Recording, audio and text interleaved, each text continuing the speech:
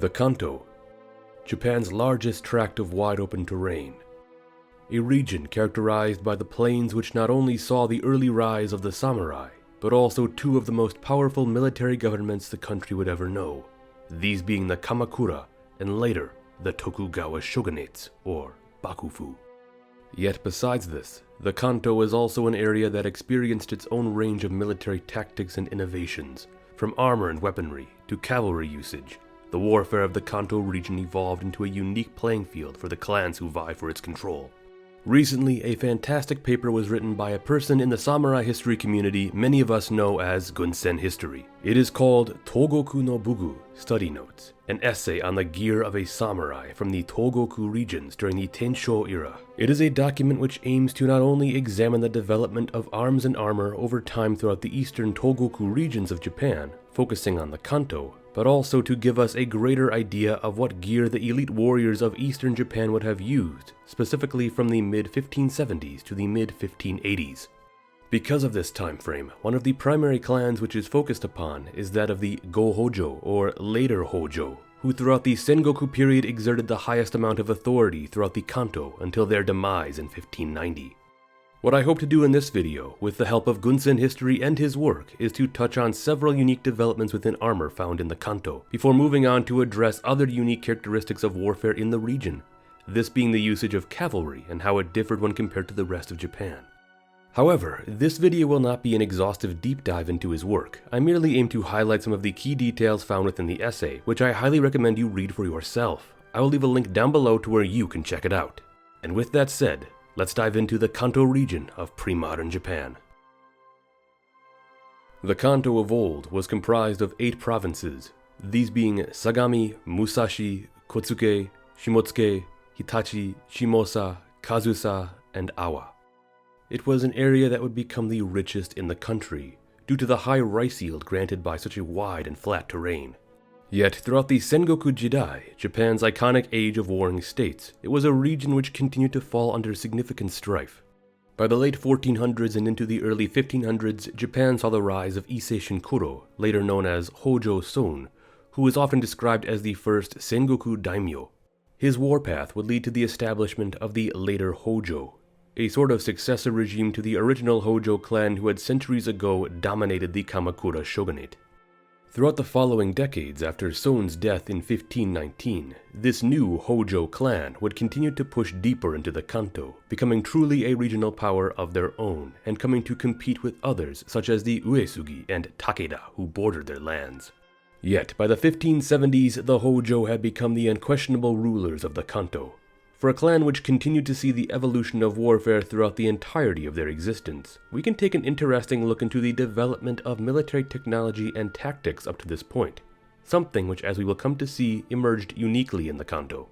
By the coming of the Tensho era, Japanese armor had to adapt to meet 2 rising challenges, one of which being longer and more frequent military campaigns, the other being the heightened usage of what we can consider Western-style firearms. Thus, armor needed to be durable enough to withstand repeated usage on campaign, and thick enough as to hopefully protect against incoming bullets. When we look to examine both helmets, kabuto, and cuirasses, do, we come to see how these increasing factors affected both of their developments. For helmets, plenty of kabuto made throughout the prior decades were not entirely distinctive based upon the region where they were produced. Only subtle differences can be found based on the location. However, the majority of kabuto incorporated conjoining steel plates which formed into a gourd shape. These were often part of a style known as Akora Nari kabuto. Aside from its actual structure, these designs would come to be adorned with more regional stylings. As for cuirasses, do, there were plenty of varied styles that had arisen across the country. However, at this point we can classify most of them as a form of lamellar, this being a style consisting of interwoven metal plates or strips.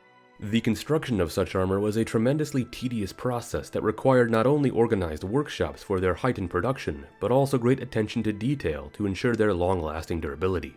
Unfortunately, this style of armor began to fall short of its protective goals when faced with the rising usage of matchlock firearms, with both kabuto and do needing advancements in order to keep up with the trends of Sengoku warfare. New styles from several armor schools began to enter the scene.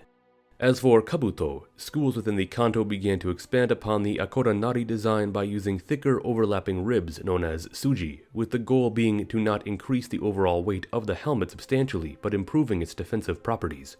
Yet another interesting design which arose was one that actually was more of a revival of a prior style. This was the hoshi kabuto, which bore exposed rivets along its outer face. The rivets of this new design were smaller and more numerous, completely covering the dome. These designs were noted for their resilience to bullets, and in one case even saved the life of Daimyo Mogami Yoshiaki, whose kabuto is known to be marred by bullet damage he acquired while on campaign against the Uesugi in 1600. However, a style more specific to the Hojo became that of the Orawara Bachi kabuto. Originally, these can be seen to be heavily akin to Western Japanese designs, perhaps in large part thanks to the arrival of craftsmen who migrated from Western Japan, from Nara, Kyoto, and Kishu. In this design, the tsuji ribs are rolled over instead of hammered, and overall it comes to a steeper, taller angle. Another defining characteristic of this design is it is covered in engravings and silver inlays. The final design to highlight is that of the Kanto Kozunari kabuto, which despite its name was not actually typical of the Kanto region. Their design is one of fewer plates but overlapping and formed into a proper bowl for the head. Due to their disconnection with other Eastern designs, it is plausible that these were in fact imported from the West rather than made in the East, but later modified to fit the Eastern fighting styles, with a long protruding mabisashi visor. In general, though, the helmets we can see specifically of the Kanto bore not only design features unique to the region, but also more outward differences in appearance as well. While I just mentioned there was a higher usage of flare used to create more ornamental or fashionable features in the West, the same was not always the case in the East. Additionally, while in the West there were heavy layers of lacquer applied to helmets to boost its appearance and hide any flaws, in the East, the craftsmen utilized a style of controlled rusting to prevent further weathering. This gives the helmets of the East a distinctive look, not only from the rusting process, but also from the fact that the craftsmen making these kabuto must have been very confident in their work, as to not worry about showing imperfections. Moving on to the do, lamellar armor remained popular even up through the 1570s and 1580s, due in large part to its universal nature. It was durable, flexible, and often passed down within families. However, they, like kabuto, also needed to face changes in order to keep up with the times. We can see early improvements with the development of the Mogami-do. Edo period lore associates this cuirass with Dewa province far into the northeast, but its origin might have actually come from the area around the capital. One of the primary advancements is the introduction of solid plates of either rawhide, iron, or steel. Yet, plates created a challenge to opening and closing the armor, unlike the flexible lamellar, and thus, to allow the opening of the armor, hinges were now fitted into 4 sections, creating a 5-part cuirass. The cuirasses still had the distinctive inverted triangle, tapered silhouettes typical of the Muramachi period. However, further improvements were introduced to provide for greater protection against bullets and ease of use. Within the region, they became known as the Kanto Gomai-do, which was favored by vassals of the Hojo. Unlike the laced Mogami, these do were now made of solid riveted plates, creating a clamshell cuirass with no laces exposed. This is the original Sengoku period Yokohagi Okegawa do, and the forerunner to the famous Yukinoshita do, which will be later used by the famous daimyo Date Masamune. One interesting factor of these do is that unlike other later cuirasses throughout Japan, these Kanto designs were ones which were crafted predominantly for use on horseback, something which we will be exploring more of in just a bit.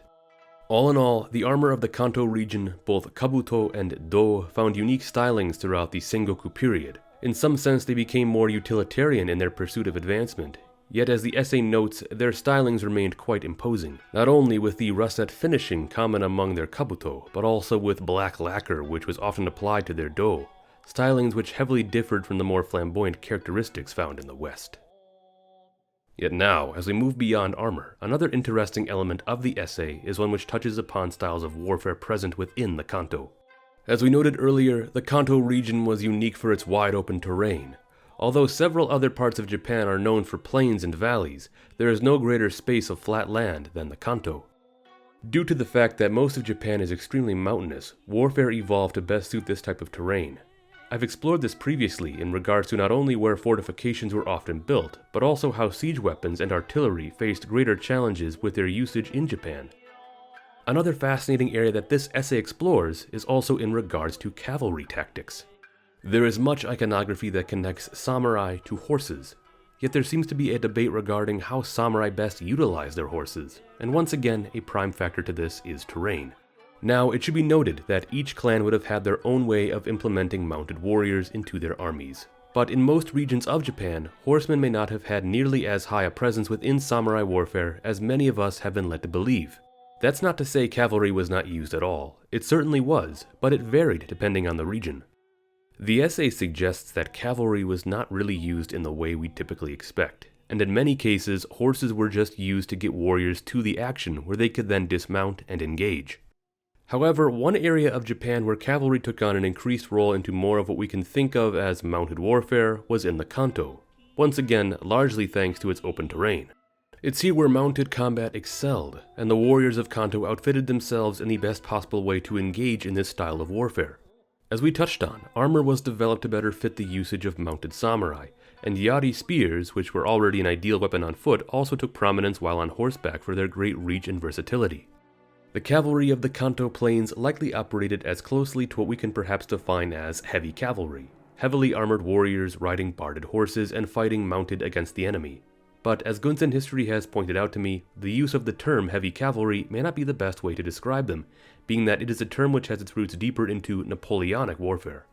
However, it was here in the Kanto where clusters of 20 to 60 riders would engage in charging into ideal enemy positions, exploiting gaps, flanks, and of course riding down fleeing foes. Now, does that mean that elsewhere in Japan cavalry was not used in such a way? I'm sure it was in certain situations, but it likely depended on a number of factors. Once again, the elements we have to take into account are not only the terrain, but also how each clan would have organized their army. Clans would have operated in the best ways to befit the terrain they were fighting in. Thus is why cavalry was perhaps able to excel in the flat Kanto. But it gets more interesting when we start to discuss the makeup of Sengoku armies and see how much of the army was comprised of cavalry forces. A great example to look at is that of the Takeda, who have become famous for their demon cavalry. Yet this might actually be a wider pop culture myth. The essay details how cavalry only represented about 12% of the Takeda's army, which was not too different from other clans west of the Kanto. In contrast, the Hojo regularly fielded 20 to 30% of horsemen in their armies during the same time period.